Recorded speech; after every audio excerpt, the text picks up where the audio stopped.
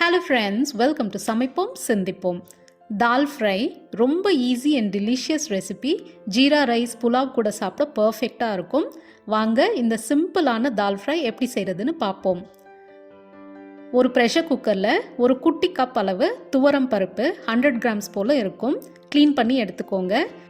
1/4 teaspoon மஞ்சத்தூள், 1/4 teaspoon உப்பு, 300 ml போல் தண்ணி சேர்த்து 3லேருந்து 4 விசில்ஸ் விட்டு வேக வச்சுக்கோங்க. பாசிப்பருப்பு மசூர் தாலில் கூட இது செய்வாங்க. சில பேர் எல்லா பருப்புலையும் கொஞ்சம் கொஞ்சம் சேர்த்துப்பாங்க. ஒரு கடாயில் 2 டீஸ்பூன் எண்ணெய், 1 டீஸ்பூன் நெய் சேர்க்குறேன். 1 டீஸ்பூன் ஜீரகம் பொரிஞ்சதும் வரமிளகா, 1/2 டீஸ்பூன் போல் பெருங்காயத்தூள், ஒரு பெரிய சைஸ் வெங்காயம் பொடியாக நறுக்கி சேர்த்துக்கோங்க. வெங்காயம் நிறைய சேர்த்தால்தான் தால் ஃப்ரை நல்லாயிருக்கும்.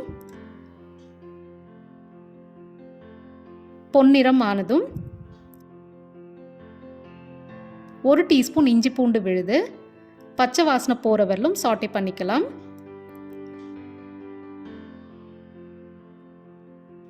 இப்போ ஒரு பெரிய தக்காளி பொடியாக நறுக்கி சேர்த்துக்கோங்க.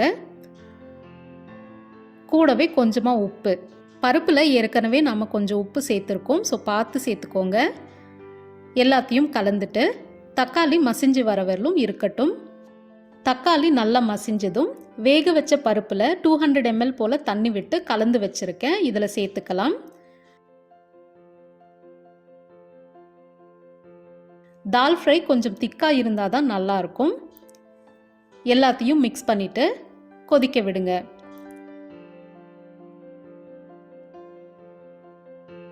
பருப்பு கொதித்ததும் சால்ட் செக் பண்ணி வேணும்னா சேர்த்துக்கோங்க.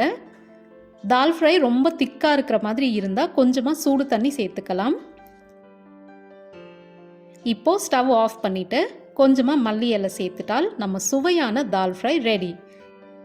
இந்த தால் ஃப்ரை ரெசிபியை கண்டிப்பாக ட்ரை பண்ணுங்கள். இந்த வீடியோக்கு ஒரு லைக் போட்டுட்டு உங்கள் ஃப்ரெண்ட்ஸ் அண்ட் ஃபேமிலி கூட ஷேர் பண்ணுங்கள்.